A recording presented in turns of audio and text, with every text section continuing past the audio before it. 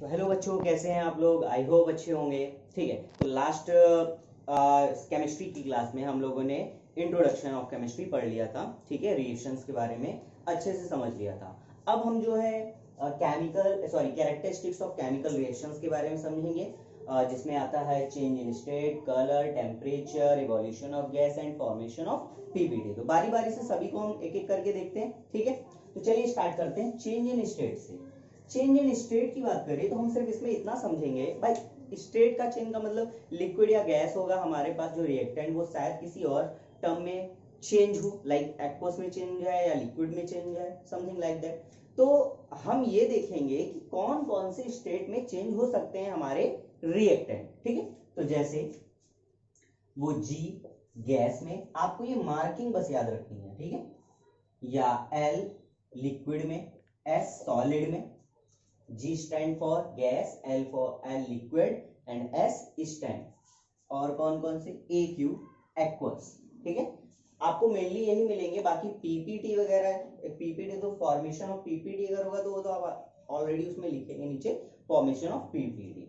और बात आती है अगर हम जैसे कुछ बच्चे कहते हैं कंसंट्रेटेड डाइल्यूट, तो वो एक्चुअली में क्या होता है ना कि टाइप ऑफ अ सोल्यूशन होता है ना। टाइप ऑफ सोल्यूशन में हम देखेंगे कंसंट्रेशन और डाइल्यूशन ऑफ द कंपाउंड और हमारा जो भी सब्सटेंस होगा उसका।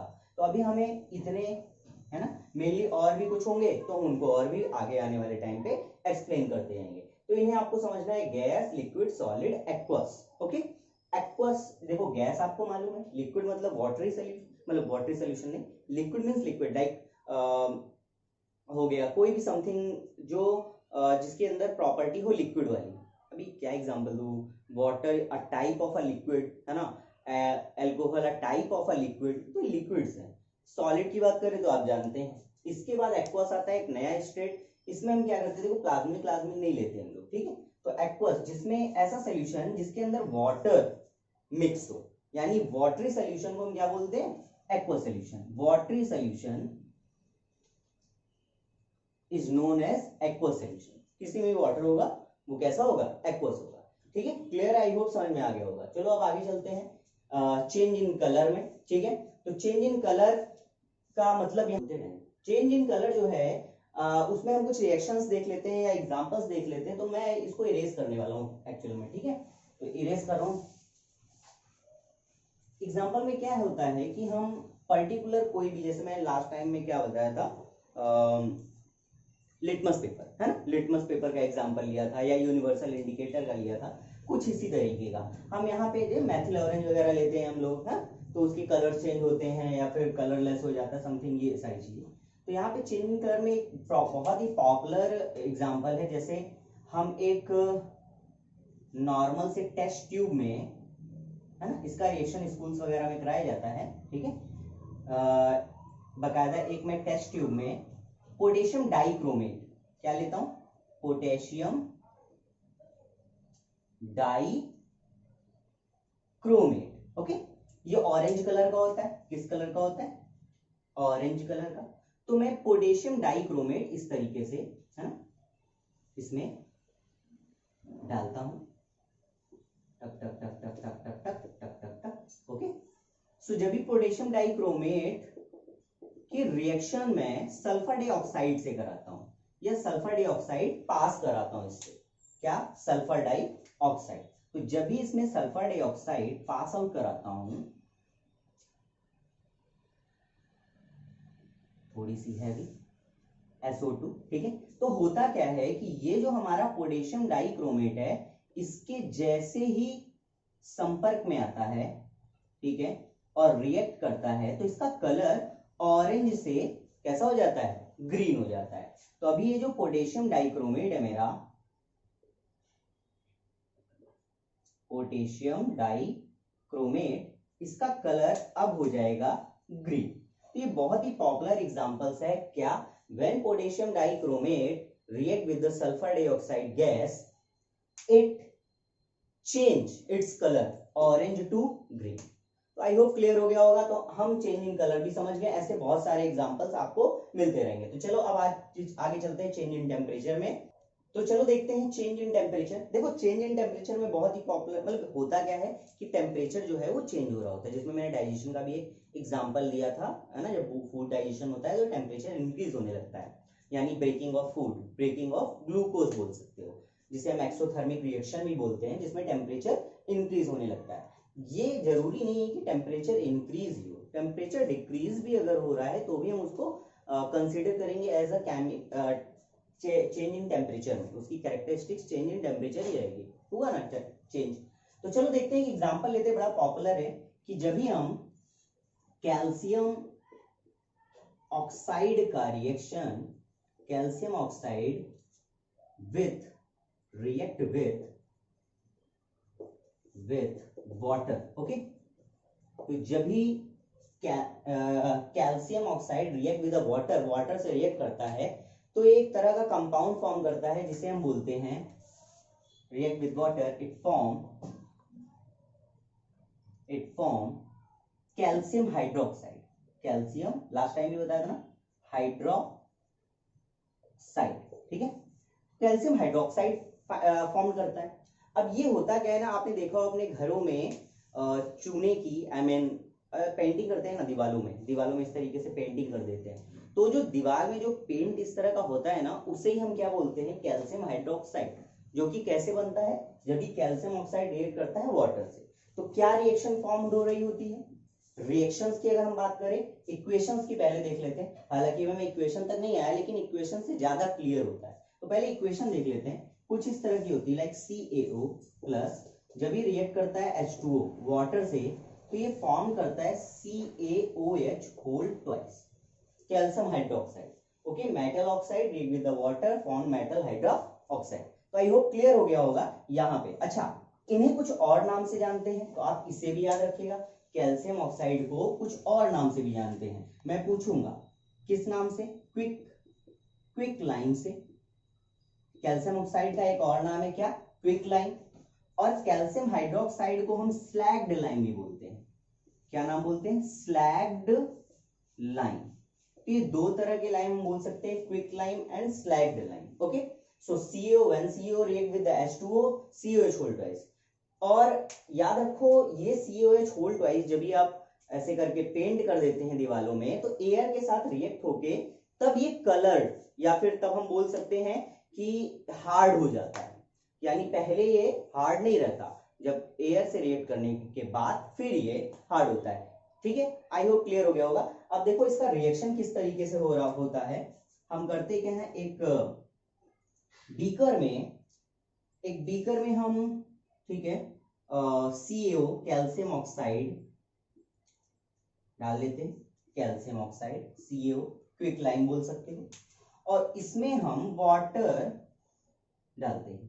और जैसे ही वाटर डालते हैं थोड़े टाइम बाद इसका टेम्परेचर इंक्रीज होना स्टार्ट करता है। तो जैसे ही हम वाटर पोर करते हैं, ठीक है, इसका टेम्परेचर इंक्रीज हो जाता है। तो इंक्रीजिंग इन टेम्परेचर, बहुत ज्यादा, जैसे टच करोगे ना बहुत खतरनाक गर्मी आएगी। और ये रिएक्शन गांव में जो लोग गांव में चूने की, जिसको हम क्विक लाइन बोल सकते हैं, उसकी जब भी पेंटिंग करते हैं तो एक कंटेनर में उस लाइन को लेते हैं, क्विक लाइन को लेते हैं, फिर उसमें वाटर मिक्स करते हैं और देखते हैं तो अचानक से बबल्स निकलने स्टार्ट कर देते हैं बहुत तेजी से। अगर आप उसमें हाथ डालते हैं तो बहुत तेजी से जल भी जा सकता है ना, फफोले भी बढ़ सकते हैं। तो बहुत ही खतरनाक रिएक्शन हो रही होती है। तो इंक्रीज इन टेम्परेचर, हम बोल सकते हैं इसको एक्सोथर्मिक, आगे मैं बताऊंगा, एक्सोथर्मिक रिएक्शन, ठीक है। अभी होता क्या है, इसमें हीट जो होती है वो बाहर आ रही होती है, इवोल्यूशन ऑफ हीट हो रहा होता है, ठीक है। तो इसकी वजह से हम इसको क्या बोलते हैं, एक्सोथर्मिक रिएक्शन। तो आई होप क्लियर हो गया होगा क्या होता है चेंज इन टेम्परेचर में। जब भी हम पर्टिकुलर कोई रिएक्शन ले रहे होते हैं तो उसका टेम्परेचर या तो इंक्रीज हो जाएगा या डिक्रीज हो जाएगा। मोस्ट ऑफ केसेस में इंक्रीज ही होता है। जहां मैंने एग्जांपल लिया आपको calcium oxide react with the water, it form the calcium hydroxide and change in temperature तो होता ही है। हाँ, अभी मैं लास्ट में आपके लिए क्वेश्चन भी करूंगा, तो पूरा ध्यान से पढ़िएगा, तभी आप क्वेश्चंस का आंसर दे पाएंगे। अब मैंने बताया था सीओ को क्विकलाइन बोलते हैं, सीओ छोड़ता है इसको स्लैगलाइन। अब नेक्स्ट आपका है इवोल्यूशन ऑफ गैस। तो चलो देखते हैं हम लोग, चलिए देखते हैं इवोल्यूशन ऑफ गैस में। जैसे कि नाम से ही लग रहा है कि गैस जो होगी वो इवॉल्व होगी। यहाँ पे होता क्या है कि दो हम रिएक्टेंट्स लेते हैं या रिएक्टेंट लेते हैं, उसको रिएक्ट कराते हैं और एज अ बाई प्रोडक्ट एक गैस निकलती है। अब वो गैस हाइड्रोजन भी हो सकती है, कार्बन डाइऑक्साइड भी हो सकती है, कार्बन मोनोऑक्साइड भी हो सकती है, नाइट्रोजन डाइऑक्साइड, मतलब कुछ भी हो सकती है। गैस इवोल्यूशन हो रहा होगा, ठीक है। तो चलो कुछ एग्जांपल ले लेते हैं इवोल्यूशन ऑफ गैस का, कुछ पॉपुलर्स, ये याद रखने हैं आपको, याद रखिएगा, ठीक है। इवोल्यूशन गैस की कुछ एग्जांपल्स अगर बोर्ड में आता है तो आपको याद रखना है, ठीक है। वैसे तो आप धीरे धीरे याद हो ही जाएगा, बट अभी आप कंटेंट्स को थोड़ा थोड़ा कंटेंट को अपने माइंड में डालते रहिए, है ना। ये नहीं अचानक से एग्जाम के एक दिन पहले आप पूरा लर्न करके जा रहे हैं तो आधी चीजें तो भूल ही जाएंगे। तो क्या है कि एक एग्जांपल है कि जब भी हम जिंक ग्रैनुअल का मतलब हुआ कि जिंक जो है उसके बहुत छोटे छोटे मॉलिक्यूल्स, ठीक है, बोल सकते हैं बुरादा, है ना, लकड़ी के छोटे छोटे, जब भी नहीं ऐसे करके उसके बुरादे निकल जाते हैं, ठीक है, उन्हें हम ग्रैनुअल्स बोलते हैं, छोटे छोटे पार्ट। तो जिंक ग्रैनुअल्स लेते हैं और उसकी रिएक्शन हम कराते हैं, ये जिंक ग्रैनुअल है बट हम यहाँ लिख नहीं रहे हैं। उसकी रिएक्शन जब हम कराते हैं dilute sulphuric acid, sulphuric acid का फॉर्मूला क्या होता है, H2SO4। मैं पूछूंगा बाद में, ये डाइल्यूट है तो नीचे मैंने डाइल्यूट लिख दिया, ओके। और ये जिंक ग्रैनुअल है, ओके, यानी बहुत छोटे छोटे मेटल का पार्ट। एक बात और है कि जिंक जो है वो मेटल है, इस चीज को भी आपको याद रखना है।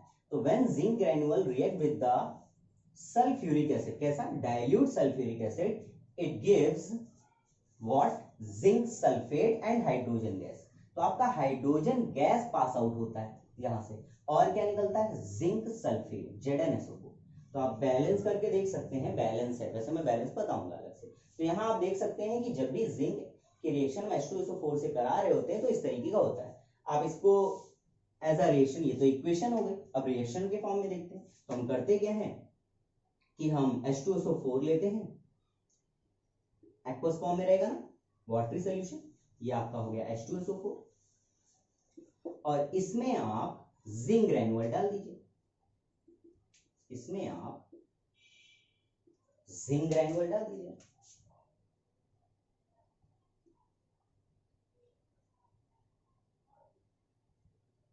ठीक है।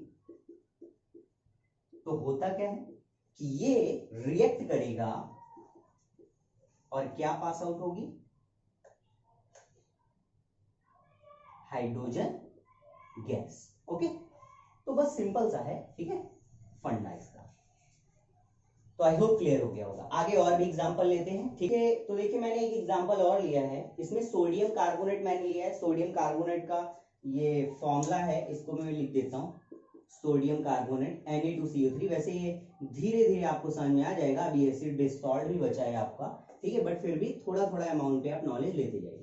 तो सोडियम कार्बोनेट का रिएक्शन जब भी मैं डाइल्यूट सल्फ्यूरिक एसिड से करता हूँ, सॉरी हाइड्रोक्लोरिक एसिड से करता हूँ, तो मुझे सॉल्ट यहाँ पे वो नमक नहीं, सॉल्ट एक तरह का कंपाउंड, जैसे लाइक मैंने ले लिया ZnSO4, ये भी एक तरह का सॉल्ट ही है, ठीक है। ऐसा कुछ जरूरी नहीं कि NaCl ही सॉल्ट है, ओके।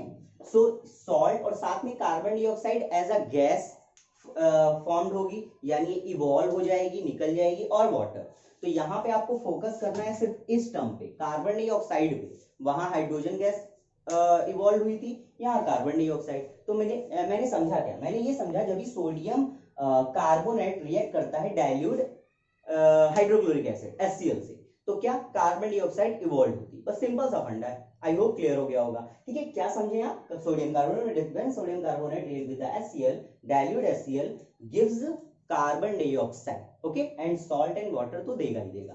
तो चलो देख लेते हैं इसको एज इक्वेशंस के फॉर्म में। मैंने जब ये डाइल्यूट HCl से रिएक्ट कराया, डाइल्यूट, इन सभी को आपको याद करना है, तो आपको मिलेगा NaCl, 2NaCl, साथ में कार्बन डाइऑक्साइड और वाटर।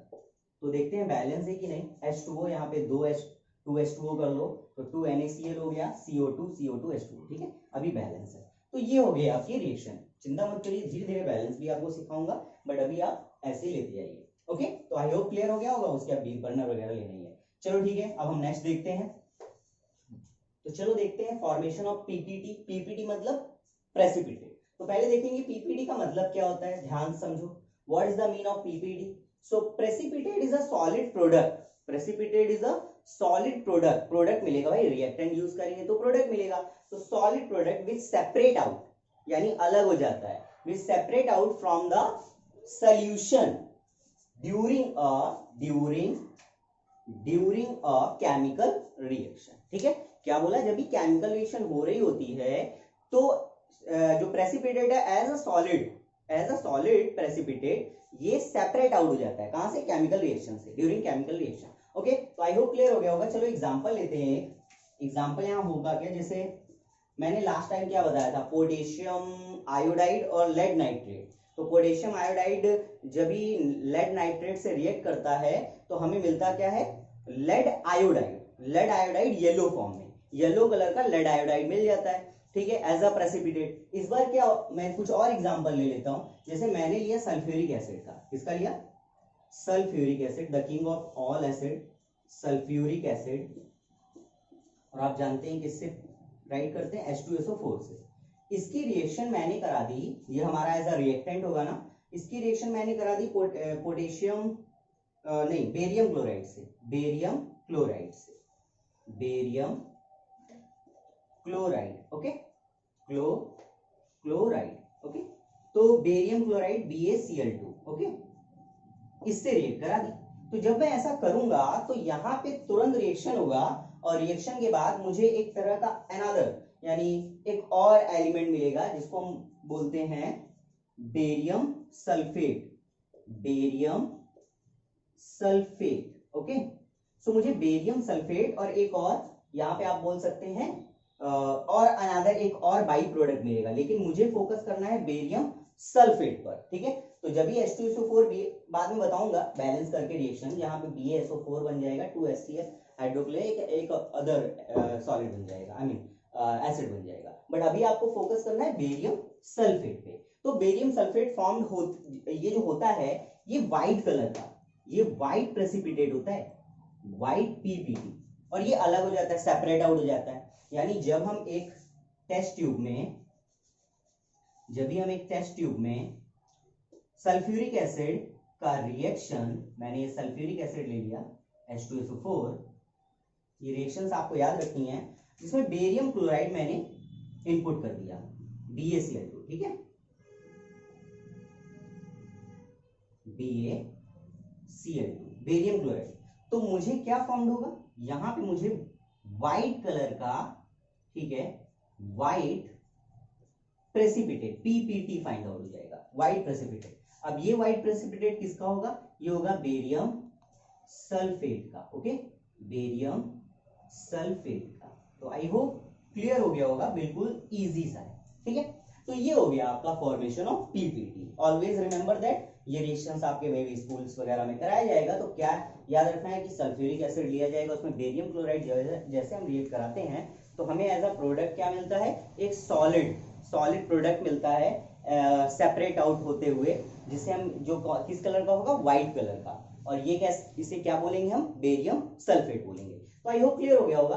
तो मैंने बोला था कि मैं एक्सप्लेन कर दूंगा, तो मैंने सारे एक्सप्लेन कर दिए, 5 थे टोटल, पांचों के पांचों। मैंने स्टेट भी बताया, कलर बताया, फिर गैस इवोल्यूशन, गैस और टेम्परेचर और पीपीटी। तो ठीक है, आज के लिए इतना ही है। फिर हम नेक्स्ट क्लास में रिएक्शंस के बाद इक्वेशंस पढ़ेंगे और टाइप ऑफ इक्वेशंस, और फिर रैप आउट हो जाएगा इसका। ठीक है, चलो इस आज के लिए इतना ही है। तब तक अच्छे से आप इसको रिवाइज कर लीजिए, पढ़ लीजिए। पिछला वाला भी आपने ठीक से नहीं देखा है, मुझे पता चलता है कौन देख रहा है कौन नहीं देख रहा है, तो उसे अच्छे से देख लीजिए, एंड देन फिर इसको भी अच्छे से क्लियर कर लीजिए, क्योंकि कॉन्सेप्ट क्लियर नहीं होगा तो आगे की केमिस्ट्री आपको नहीं समझ में आने वाली। ठीक है, तो फिर फायदा ही क्या, बस ऐसे मैं बोलता जा रहा हूँ, चला जाऊंगा, आप लोग देख लो, खत्म। ठीक है, आज के लिए इतना ही है। फिर हम नेक्स्ट क्लास में मिलेंगे किसी और नई क्लास में, कुछ और नया। ठीक है, आज के लिए बाय।